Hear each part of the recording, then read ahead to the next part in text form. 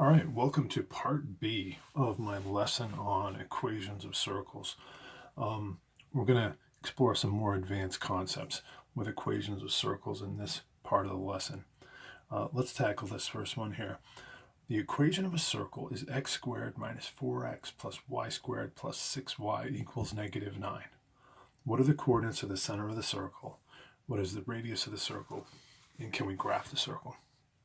Now, I know what you're saying. Hold on, Mr. Rogers, you're messing with me here because this is not a circle. It doesn't look like the equation of a circle that you just taught us. X minus h squared plus y minus k squared equals r squared. That was so nice and clean and neat. And this is a mess. I mean, what even is this negative 9 over here? That doesn't make any sense, right? How could you have r squared be negative 9? That doesn't make sense. So the truth is, this is the equation of a circle. It is just not in standard form. So when we get a mess like this, can we make order out of the chaos? Can we put it into standard form? In order to do that, we've got to remember some of the stuff that we learned in Algebra 1. So let me just pull up a quick idea here. I'm going to ask you, are these two equations here the same? See these two equations? X minus h squared plus y minus k squared equals r squared. That's what we just learned is standard form for a circle, right? But isn't it exactly the same as this equation? Aren't they the same thing? Remember, x minus h squared is literally x minus h times x minus h. And I've told you guys in the past that sometimes writing it out like this is how you avoid committing the classic blunder, right? Because if you were to expand this, it's not x squared minus h squared, is it? It is this, and you have to FOIL it. So these two equations are the same. And the hint about where we're going to go with this lies in that fact that these are both the same. Because it turns out that x minus h times x minus h is the factored form of a perfect square trinomial. So how could we get our expressions, no matter what form they throw them at us, how could we get our expressions in our equations into this form? Because we know that this equals that, which is exactly what we're looking for, right? So to do that, we have to do completing the square. And this is where our Algebra 1 comes in, okay? Hopefully you remember from Algebra 1, completing the square, what you do is you identify b. If you've got a quadratic in the form of ax squared plus bx plus c equals 0, that's our standard form, right? But what if we're only dealing with a part of that? What if we're dealing with some expression? And for now, we're going to deal with just the case where a equals 1. What if you've got just a piece of that? You got x squared plus bx. You just got some expression that looks like that. Well, what we do is we identify b. So we're going to take this guy out. If you can find b, you can find b over 2. You divide it in half. Then you take your b over 2 and you square it. And that becomes the quantity that you add to both sides of your equation. To keep it in balance, you just make sure that if you're going to add, what you're going to do here is you're going to add plus b over 2 squared, and it becomes your c. And of course, to avoid throwing your equation out of balance, you simply add b over 2 squared to the other side as well. Okay? And then you're able to factor your resulting trinomial. Look, you end up with a trinomial now. 1, 2, 3 terms. And you factor it like this. It's as simple as taking that b over 2 that you found and dropping it in here. And you now have x plus b over 2 times x plus b over 2. And because both of these binomials are identical, that means you have basically a perfect square. And you can write it like that. Okay, I know that's a lot to throw at you, and hopefully some of it's coming back to you. It'll really come back to you when we put it into practice on fixing that equation. Let's try it. All right, so in order to make sense of this, when you get one of these in this form, what I recommend is that you write it out like this, x squared minus 4x, and then leave yourself some room because you're going to do some work. Then we've got plus y squared plus 6y. And then leave yourself some room because we're going to do some more work. Equals negative 9. Okay, so let's work on the x's first, and then we'll work on the y's, and then we'll simplify the whole equation. So here, what's b equal? B equals negative 4, right? So we're going to take b over 2. What's that? Negative 2. Now we're going to take b over 2 and square it. What do we get? We get 4. So b over 2 squared is what we want to add in here to turn this into a perfect square trinomial. We just turned that into a perfect square trinomial. Simple as that. But hold on, Mr. Rogers. You just committed a mathematical no-no, right? You added 4 here. To keep it in balance, we add 4 on the other side of the equation. Okay? And you can keep a running total here because you're going to also do the same thing for the y's. Now, if we want to just follow through with this x while we're at it, we can now factor this. Okay? If you want to do it the old-fashioned way, you can ask yourself, well, you know, I got my 6-piece puzzle. I must have multiplied x's together to get my x squared. I've got a positive. These two numbers multiply to a positive and they add to a negative. Therefore, they must both be negative, right? So I got 4 of the 6 pieces of the puzzle. What two numbers multiply to 4 and add to 4? Well, that would be 2 and 2. Now, an easier way to do this, though, is since you know the process you're going through and you've already identified b over 2. b over 2 is what you plug in right there. Okay? That's all you got to do. And so really what you're going to get in the habit of doing is skipping this step and just saying, well, hold on, I know this is going to be x minus 2 squared. X minus 2 times x minus 2 gives me x minus 2 squared. Good. We got that first part. Could we do the same thing for our y's and get these things in order? Over here, what's b? b is 6. Therefore, what's b over 2? b over 2 is 3. Okay, I need to know what b over 2 squared is because that's what I got to add to both sides, right? To make a perfect square trinomial.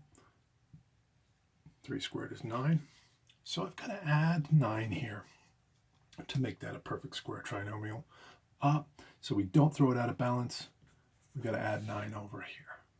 Okay, and now let's factor this perfect square trinomial. Let's not do this step. Let's go straight for that. At y, b over 2 is 3. So this is going to be y plus 3 squared. Okay, since you already did that step, let's go ahead and plug that in, and you're good. All right, let's clean this up and put it in one equation so it's a circle in standard form. We now have x minus 2 squared plus y plus 3 squared equals negative 9 plus positive 9 is 0, and we're left with just 4 on this side. Okay, now do we know what h and k and r are? I think we do. H is going to be 2, right? If that's x minus h, and h is 2. If this is y minus k, then k must be negative 3. And r is going to be, don't forget, that's r squared, not r. If r squared equals 4, that means r equals 2. Good. Okay, so we've got the coordinates of the center of the circle. It's at 2, negative 3. We've got the radius of the circle.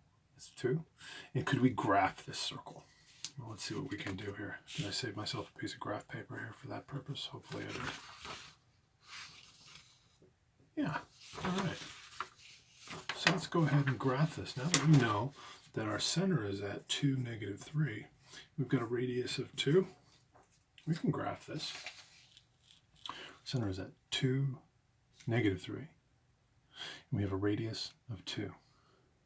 It's going to be really hard for me to spin a radius of 2 with that big compass. So I'm just going to go ahead and just mark my quadrants with a radius of 2. And then I'm going to sketch it in. All right.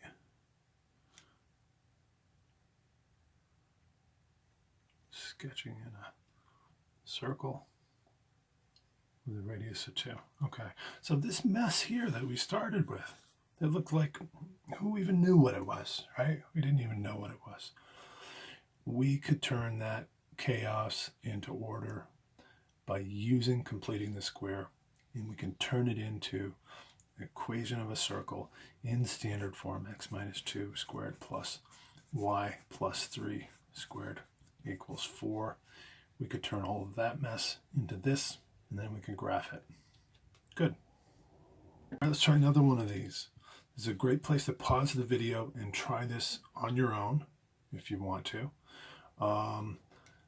Again, we have something that doesn't quite look like standard form. So how could we work with that? Let's go ahead and put our x terms over here. And I'm going to put our y terms over here. And I'm going to leave a little bit of room. Equals 0. Give us room to work. Okay. Now x squared, what's b equal here? Hold on, there is no bx term. Turns out this part of the equation is actually okay. It's already in x minus h form. In this case, what's h equal? You could think of this as x minus 0 squared, right? X minus 0 squared is the same as x squared. So it turns out this part of the equation is okay. H is 0. But we don't yet know k because this part of the equation with the y's is a bit of a mess. How are we going to fix this? Let's use that completing the square trick. What's b equal here? Negative 10. Therefore, what's b over 2? Negative 5. And therefore, what's b over 2 squared? It's 25. So that's what I've got to add to both sides to make that a perfect square trinomial. And now factoring this perfect square trinomial it's as easy as saying y minus 5 squared, right? We take that b over 2 and we just pop it in to form our binomial. So let's put it all together. I got this piece and this piece and this piece. X squared plus y minus 5 squared equals 25. Good. Now do we know k? Y minus 5 squared. Turns out k is 5. And what is the radius of my circle? If that's r squared, then r is 5. All right, could we go ahead and plot this? Let's go ahead and see if we can graph it.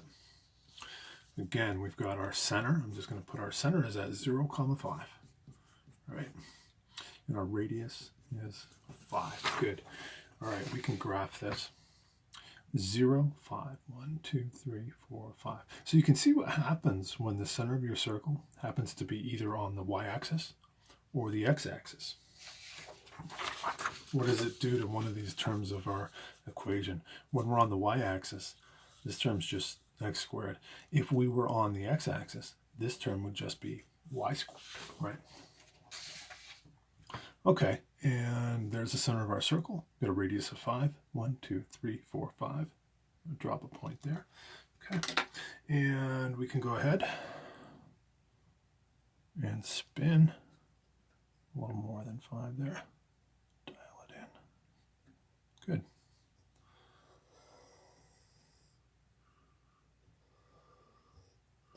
Good. Oops. That happens sometimes.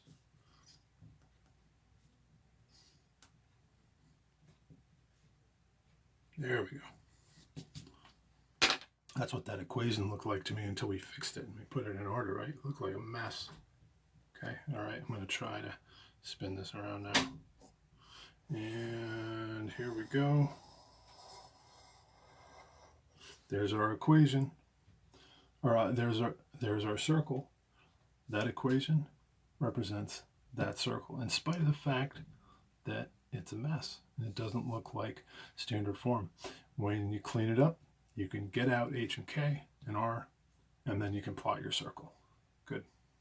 All right, if you're comfortable with this idea, then you may want to move on to the next concept. There's a couple more concepts we've got to cover in this lesson. But if you want a little more practice with this, maybe you want to pause the video and try this one. Here they're giving us this equation, and again, it looks highly suspicious. Doesn't look like standard form. I've got x squared plus 8x plus y squared minus 2y equals 19. All right, can we fix this? Let's pull out our x terms. X squared plus 8x. Let's just put them over there. Give ourselves a little space to work. Plus y squared minus 2y. Give ourselves a little space to work. Equals 19. Good, let's work on the x terms. What does b equal here? B is 8. And therefore b over 2 is what?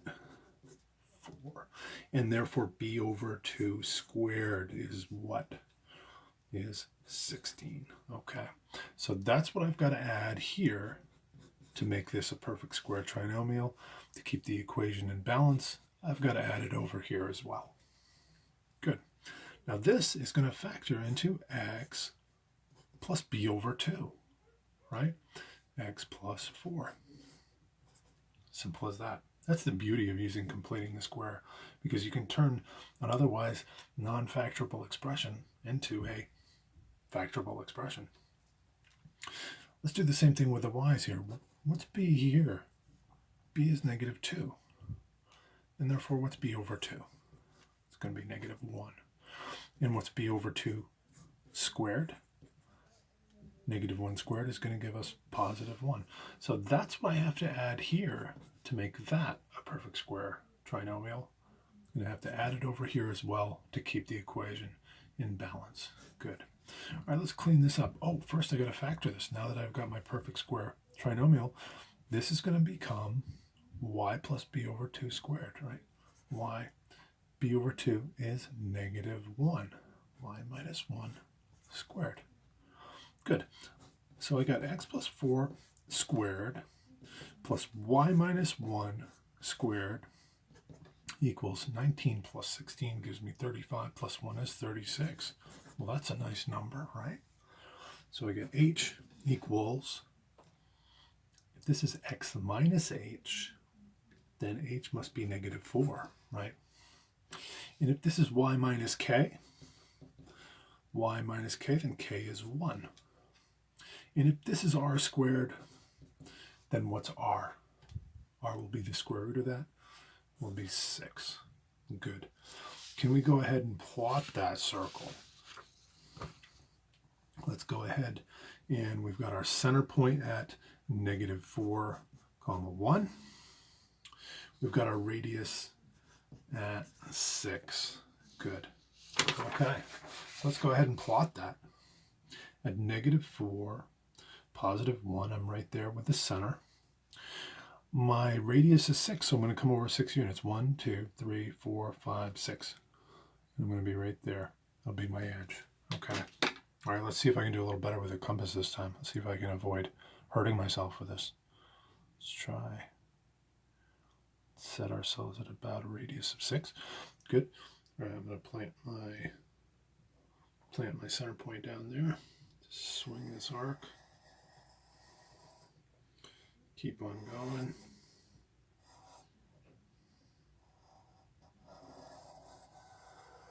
All the way around. Okay, kind of neat, because that mess represents that right there. When you turn that into a graph, that's what it looks like. Pretty cool, huh? All right, let's see what Dave is up to today. Dave has 3 dogs. Each dog has a doghouse. The doghouses are located at 4, 3, negative 10, negative 7, and 4, negative 7. Dave wants to build a water fountain for them that is equidistant from each of the dogs' houses. At what coordinates should he construct the water fountain? Okay. Well, let's figure out where these dog houses are. This first one is at 4, 3, over 4 units, up 3. Okay. And our next one is at negative 10, negative 7. 1, 2, 3, 4, 5, 6, 7, 8, 9, 10. Down 7. 1, 2, 3, 4, 5, 6, 7. Okay. Right there. -10, -7. Remember, it's a good habit to get into labeling your coordinates because, especially if you've got to do some algebra on them, hint, hint, which we probably will, you've got your coordinates ready to use. Last doghouse is at 4, -7. So I'm going to go over 4 units and down 7. And that puts us right here. This is at 4, -7. Okay. And we want to put the water fountain so that it's the same distance from each of the dog's houses. Okay. What does this have to do with circles? This looks like a problem we did maybe in chapter 5 when we were talking about relationships and triangles. It is. It looks like we've got a triangle and there's something we can do with that. But the reason that this is in our discussion of equations of circles is that really what you're looking for is the center of the circle that passes through all of these points. You can pick any 3 non-collinear points and drop them somewhere on a coordinate plane, and you can draw a unique circle through them. Works every time.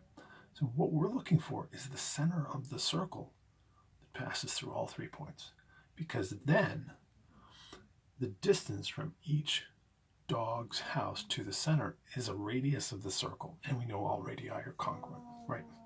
All right, so how are we going to do that? What are we going to do to find this point that is equidistant from all 3?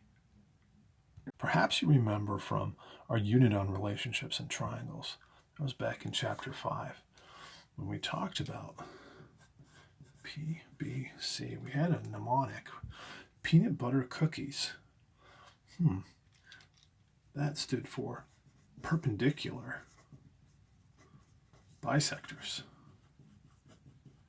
Converge at what center? Remember, if we draw all 3 perpendicular bisectors in a triangle, they converge at a spot called the circumcenter.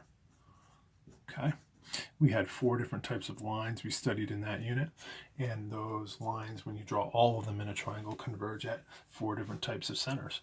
So we're looking for the circumcenter in this triangle right here. I'm going to go ahead and complete the triangle. How do we find the circumcenter? We've got to draw perpendicular bisectors. Okay? So how do we do that? 2 of these sides, it's relatively easy to construct the perpendicular bisectors for. And one of them is a little harder, right? Now, you could either do a construction here or you could do this algebraically. I kind of like the idea of doing it algebraically. To find the perpendicular bisectors, we first have to find the midpoints of these sides, right? And the sides that I'm alluding to that are going to be easier to work with are going to be this vertical side and this horizontal side. It's going to be a lot easier to find the midpoint here and then find a perpendicular line. So what's the midpoint here? Since these both have the same x-coordinate, I just got to find the average of the y-coordinates, right? What's 3 plus -7? That gives me -4, and then I divide that by 2, right? So -4 divided by 2 gives me -2. There's my midpoint, and you can graphically check it and see that it makes sense. We got 1, 2, 3, 4, 5 units on this side, 1, 2, 3, 4, 5 units on that side. Okay, and then if I'm going to go perpendicular, well, it's as simple as drawing a horizontal line, is it not? We'll just kind of draw a dashed line here. That's our perpendicular bisector right there. Good. All right, the other side that'll be easy to work with will be this side because they both have the same y-coordinate. So to find the midpoint of this side where the perpendicular bisector is going to go through, I'm simply going to take -10 plus 4 gives me -6. Divide that by 2. Remember, I'm just finding the average of the x-coordinates to find the x-coordinate of the midpoint. -10 plus 4 is -6. -6 divided by 2 is -3. So I'm going to be at -3. I'm going to be right here. Okay? And again, graphically, you can confirm that you hit the midpoint of that line. All right. So now to make the perpendicular bisector, I just got to go draw a line perpendicular that passes perpendicular to the side of the triangle that passes through that point. So There we go. There's our perpendicular bisector for this side. And if you want, you can mark them. It's not a bad idea. These two sides, two segments are congruent. I think graphically we can now pick off, not always this easy depending on your numbers, but in this case I think we can graphically pick off the coordinates where Dave should build this water fountain. It looks like we're at -3, -2. Okay, now why don't we just test that this is in fact related to our unit on circles, and that this does do what Mr. Rogers said it was going to do, create a circle that passes through all 3 doghouses. Could it be that? Could it be true? I'm going to drop my center point there. I pass through this doghouse. I pass through this doghouse. I pass through that doghouse. Excellent. So that's what we're finding when we come up with that circumcenter. We're looking for that point that is equidistant from the 3 vertices on the triangle.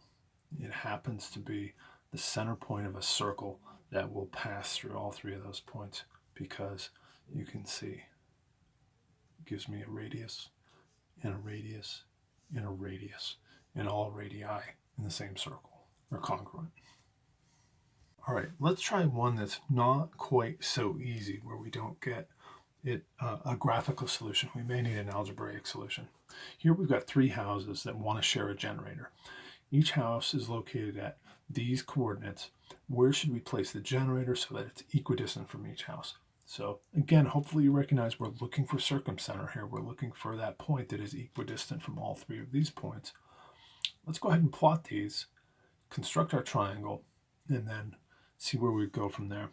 One house is at 14, 1, so I'm going to go over 1, 2, 3, 4, 5, 6, 7, 8, 9, 10, 11, 12, 13, 14. Up 1, okay. Oops, 14, comma 1. Another one is at -10, 1, so I'm going to go over 1, 2, 3, 4, 5, 6, 7, 8, 9, 10, and up 1. Okay. And another point is at -6, -7. 1, 2, 3, 4, 5, 6. Down 7. 1, 2, 3, 4, 5, 6, 7. Maybe right here. Okay. All right. Let's draw our triangle. So we've got this side here, and we've got this side here. Oh my goodness, my straight edge is just barely long enough. It's exactly the right length. Well, my straight edge is not going to be long enough for this one, so I'm going to have to follow this horizontal line and extend it. Okay, so one of these perpendicular bisectors that we're going to construct is going to be okay. The other 2 are going to be a little tricky. Again, to find circumcenter, we construct perpendicular bisectors, peanut butter cookies. Okay. Let's do the perpendicular bisector for this side. That'll be the easy one. And then we'll have to turn our brains on, see if we can remember how to do a perpendicular bisector to this side or this side. Halfway between these two, -10 plus 14 gives me 4, divided by 2 gives me 2. So the midpoint of this side is going to be right there at 2, 1. Okay, I'll label that. And it's perpendicular bisector, so I'm going to go ahead and declare that it's going to be a vertical line, because the line that we bisected was a horizontal line.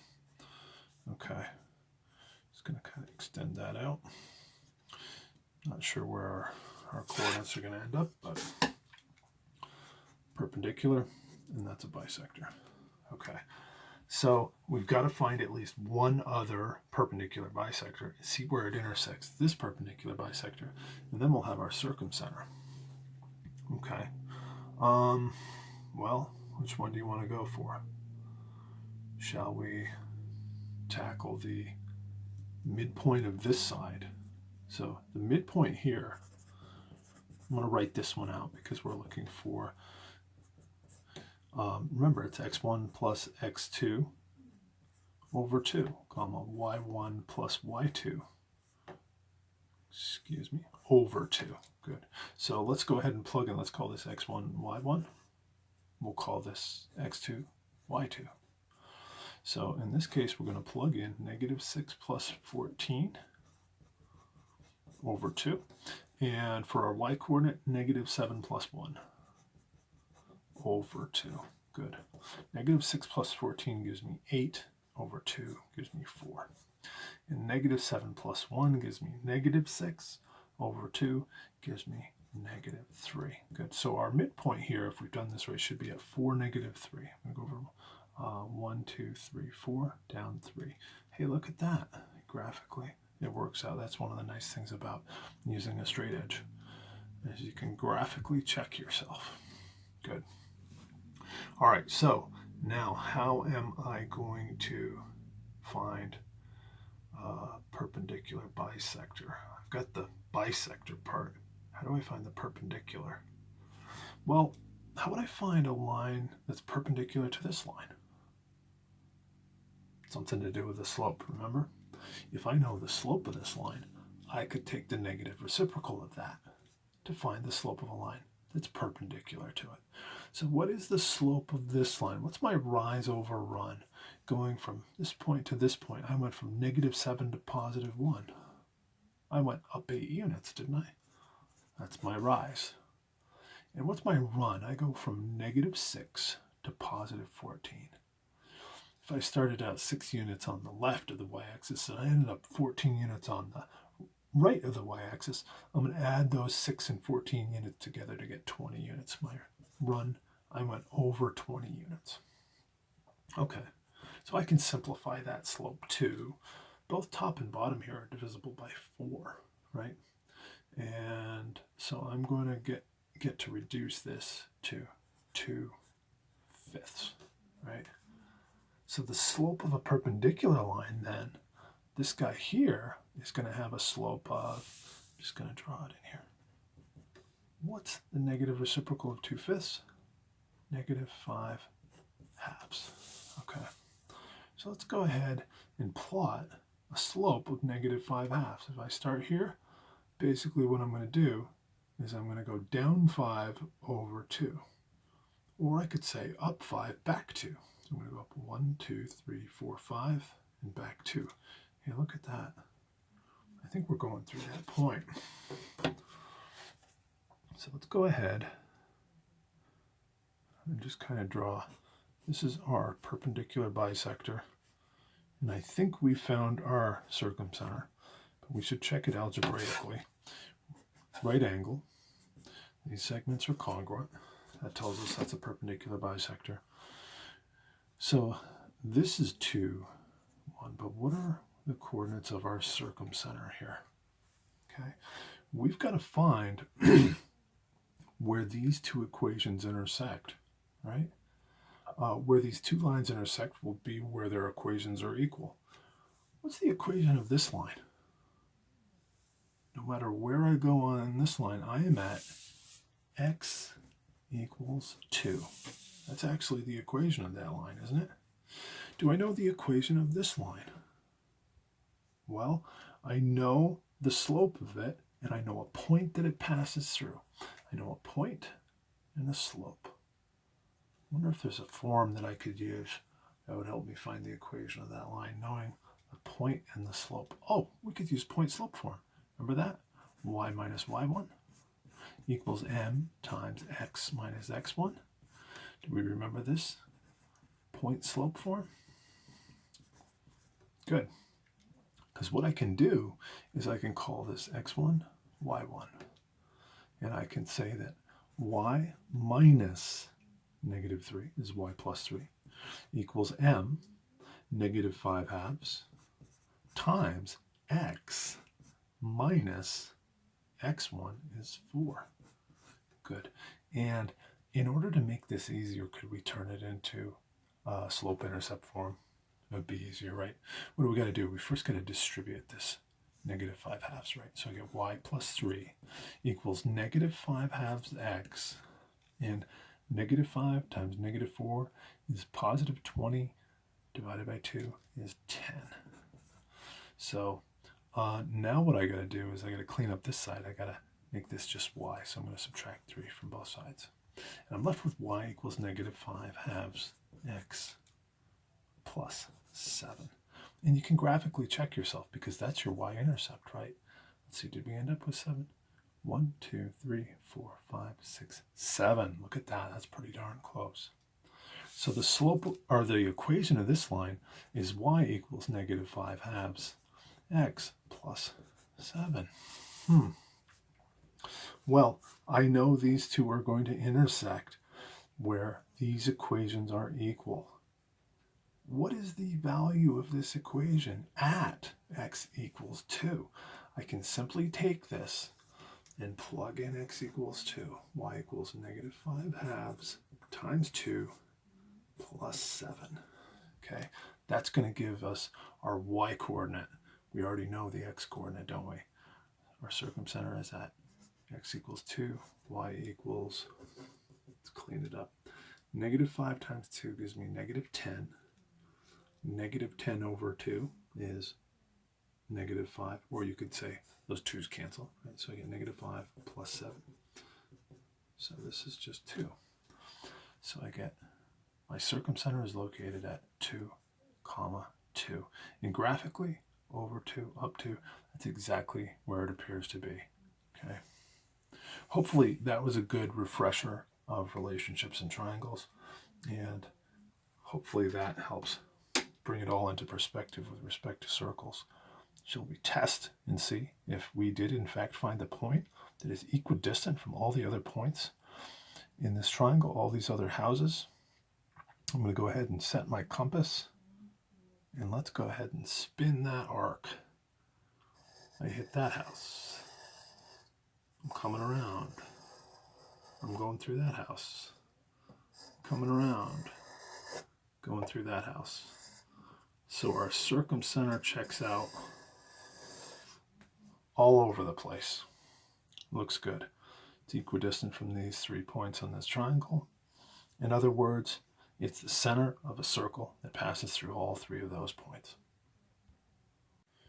All right, let's tackle a new idea. This is where our new vocabulary term, compound locus, comes into play, because they're asking us to find the intersection or intersections of the circle, x minus 3 squared plus y minus 4 squared equals 25, and the line y equals x plus 6. So with an equation of a circle, we have, that's a locus, basically a set of points that satisfy the condition of being equidistant from a given point. And a line, we have another locus, basically a set of points that satisfy this condition. Where does y equal x plus 6? And when we put the two together, we end up with a compound locus. We have points that satisfy both of these conditions. Okay, so why don't we graphically do this? And then I think we're going to have to do some algebra, and we'll have a graph that will confirm our algebra. So how do we graph this circle? Well, if we know h and k and r, we can do this. This is x minus h squared, so h is 3. Here's y minus k squared, so k is 4. And this equals r squared. So if r squared is 25, then r is 5. Good. Let's go ahead and plot that circle. Center is at 3, 4, over 3, up 4 units. And the radius is 5. So I'm going to go over 1, 2, 3, 4, 5 units and plot one of the quadrants. And then I can dial in my compass. Hopefully I can make this work this time without hurting myself. And let's go ahead and spin this arc. Just gonna spin. Oh, wow. Boy, I need to practice my my compass work. Yeah. Just gonna keep spinning here. All right, there's our circle. I'll clean up my my skid out here. I laid a little patch there with my compass. Sorry about that. There's our circle, and now we've got to plot this line. We've got this line y equals x plus 6. Fortunately, it's in slope-intercept form. We know our slope is, the coefficient on our x term is 1, so our slope is 1. And our y-intercept is 6. We're going to cross our y-axis at 6. So up 1, 2, 3, 4, 5, 6. So we're going to cross right there. And with a slope of 1, that means up 1 over 1, up 1 over 1, up 1 over 1, up 1 over 1. I'm going to pass through that point too. And you can get a point back here. Go down 1, back 1, down 1, back 1, down 1, back 1. And that'll be good for connecting a nice straight line here. So this should give us a real good graphical idea of where we expect these intersections to be. Remember, with a line and a circle, we had 3 possibilities. You might intersect in 0 places, or you might intersect in 1 place, that would be a tangent, or you might intersect in 2 places, like a secant. And so that looks like the condition that we're dealing with. Question is, though, how do I find the coordinates x comma y of that point and this point here? How am I going to find those? Well, if these were lines, back in chapter 3 we talked about lines, parallel and perpendicular lines, and finding distance between lines and whatnot, and we could find where 2 lines cross. All you had to do was set them equal to one another, right? Unfortunately, we can't quite do that with our circle equation, because our circle is not solved in terms of y. Our line is solved in terms of y. When you have another line solved in terms of y, you can just set those equations equal to one another, and you can find out where they have the same value or where they intersect. So what are we going to do here with our circle? I mean, you could go through theoretically and solve this for y. That would be a pain in the neck. There was another method we've learned in Algebra 1 for solving systems of equations, begins with an S, called substitution, right? And since we know y equals x plus 6, could we substitute this expression in for y in our circle equation, essentially getting rid of our x? And let's see what that looks like. We get x minus 3 squared plus, I'm going to plug in place of y, x plus 6. So I get x plus 6 minus 4 squared equals 25. Good. I just plugged that expression in for y, and notice now I only have one variable. We can solve this. So be careful here. Be careful not to fall victim to the classic blunder. X minus 3 squared is not x squared minus 9, right? Right. To avoid any potential problems there, I like to write that out as 2 binomials. X minus 3 squared is x minus 3 times x minus 3. So we will remember to FOIL. And x plus 6 minus 4 is x plus 2. And x plus 2 squared looks like this. X plus 2 times x plus 2. Good. Equals 25. All right. We can go ahead and solve this. Let's go ahead and FOIL out what we got here. So x times x is x squared minus 3x plus 9 plus, here do the same thing, x squared plus 2x plus another 2x plus 4. 2 times 2 is 4 equals 25. Okay? Now let's combine our like terms. I'm going to circle them as we combine them so we know we're done with them. X squared and x squared. They combine to give us 2x squared, right? Negative 3x and negative 3x gives me negative 6x. And these guys gives me positive 4x. So I've got negative 2x together when I combine all of those like terms. And then 9 and 4 give me 13. So I've combined all my like terms there. Now, in order to solve a quadratic, we've got to set that thing equal to 0 so we can use our zero product property, right? And we're left with 2x squared minus 2x. 13 minus 25 gives us negative 12 equals 0. Okay, remember, if you've got a copy of Mr. Rogers' Handy Dandy Factoring Flowchart, you know the first thing you look for is GCF. Do you have one? Do you have a greatest common factor here? Indeed we do. We can factor out a 2. from this whole side. And after we factor out 2, we're left with x squared minus x minus 6 equals 0. Good.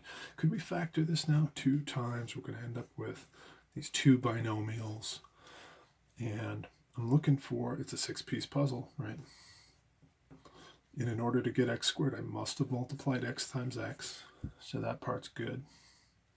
I'm multiplying 2 numbers together at the end to get -6. So those must be opposite signs, correct? There's 4 pieces of the puzzle. And I want to multiply 2 numbers together to get -6 and add to -1. Okay, so how am I going to do that? I'm going to need 3 times 2 is 6. -3 times +2 is -6. And when I add them together, I get -1. -3 times +2. Okay. All right, good. And if you haven't FOILed in a while, or haven't factored in a while, and you're ever not sure, you can always FOIL that back out to check yourself, right? X times x gives you x squared. You could do a quick check here.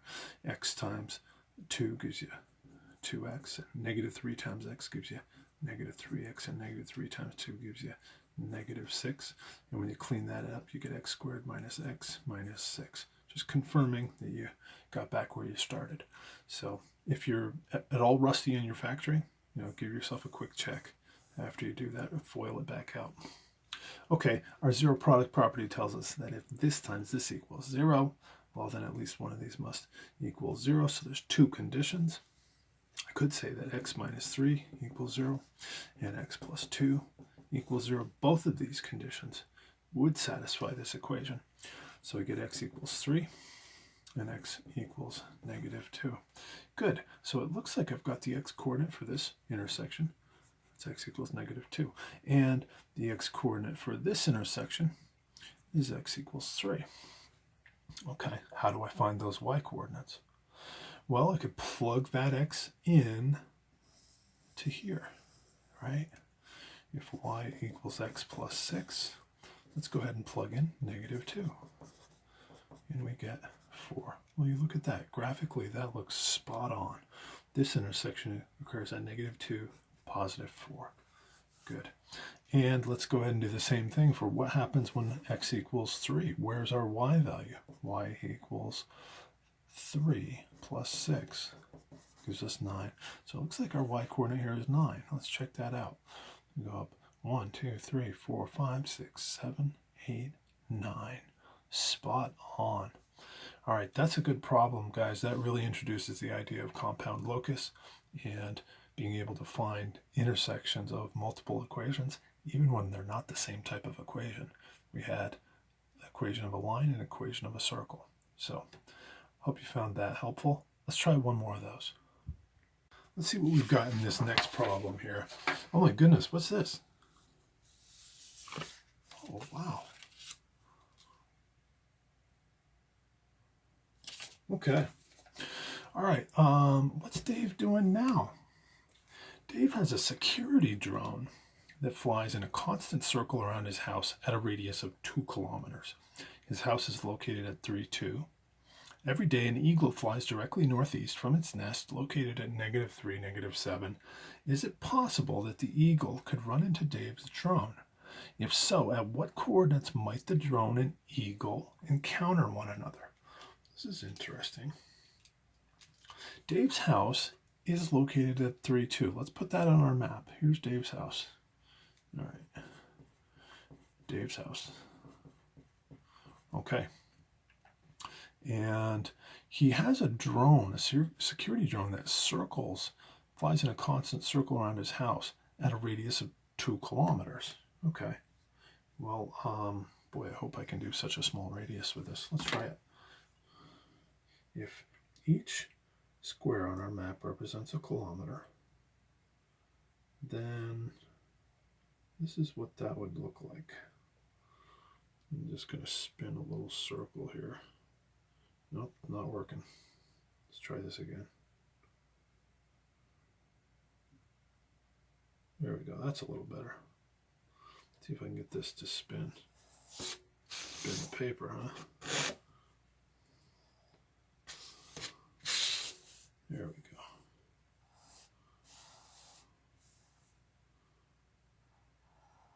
All right, Dave's house, and that is where his drone flies. Yeah, flies this 2-kilometer circle around his house. What's this eagle doing? This eagle's nest is where? The eagle's nest is at -3, -7. Over 3, down 1, 2, 3, 4, 5, 6, 7. Okay. This is where the eagle lives. And every day, apparently, it flies directly northeast. So he's flying on a line. What would the slope of the line be that represents directly northeast? If this is north and this is east, let's just call that north and east. Then directly northeast would be this line y equals x, right? Or we could say it has a slope of 1, right? That would be northeast. That's a slope of 1. So let's go from here on a slope of 1, up 1 over 1, up 1 over 1, up 1 over 1. Hey, there's our y coordinate. We can pick that. That's going to be -4, up 1 over 1. So I wonder, is it possible that the eagle could run into Dave's drone? Maybe, maybe not. What do we think here? It almost looks like they might. Could we prove or disprove that the eagle could run into Dave's drone? First of all, do we have the equation for Dave's circle for his drone? What's H and K and R for his drone? H and K are 3, 2, and the radius is 2 kilometers. Okay, so the equation for that Dave's drone is flying on is x minus 3 squared plus y minus 2 squared equals 2 squared is 4. Okay, and what's the equation for the eagle's flight path? We have a slope of 1, so y equals x, and our y-intercept is -4. Okay, all right, let's try this. Why don't we go ahead and plug in? I mean, it's possible that maybe there's a point of tangency there. Let's go ahead and see if we can plug in and solve this. So we're going to get x minus 3 times x minus 3 plus, instead of y minus 2, I'm going to plug in x minus 4 for y. So x minus 4 minus 2 is x minus 6 equals 4. Good. Oops, I'm not going to square that again. That would be silly. So when we FOIL this out, we get x squared. I'm going to skip a step here, minus 6x plus 9. And here when we FOIL this out, we get x squared minus 12x plus 36 equals 4. Let's clean this all up. I'm going to combine these like terms to get 2x squared. I'm going to combine my -6x and my -12x to get -18x. I'm going to combine my 9 and my 36 to get 45. So I get, that's plus 45, excuse me, equals 4. Good, we're going to subtract 4 from both sides. And we're going to get 2x squared minus 18x plus 41 equals 0. Good. All right, I'm going to tell you right now that I don't think this is factorable. If I take 2 times 41, I get 82, and if I take factors of 82, I don't think any of them are going to add to -18. So let's go ahead and there's no way I could get 18 out of that. So I think we're going to say A equals B equals and C equals. And what are we going to do with those? I get A equals 2. I get B equals -18. I get C equals 41. And we're going to plug that into our quadratic formula, right? Which is what? -b plus or minus the square root of b squared minus 4ac all over 2a. When things aren't factorable, that's where we go, right? That's what we're going to do. So let's plug in -18 is a positive 18, right? Plus or minus the square root of 18 squared. What's 18 squared? I should remember that. So we get 324 minus 4 times a, which is 2, times c, which is 41, all over 2a, which is 4. All right, let's clean this up. 18 plus or minus the square root of, yeah, I think you see where this is going, don't you? 4 times 2 times 41. You get 324 minus 328. And I'm not going to go any further with this problem. Why not? In fact, perhaps I should have checked the discriminant before I went anywhere. Because of my suspicion, I should have gone straight ahead and checked the discriminant. Because what happens if b squared minus 4ac is negative? Right here we just found that b squared minus 4ac equals negative 4. How many solutions will there be for this equation? Because I can't take the square root of a negative number. This equation has imaginary roots. So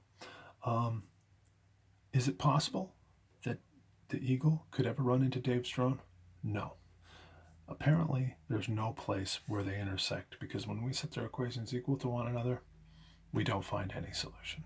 So, all right, that is the last lesson in our unit on circles.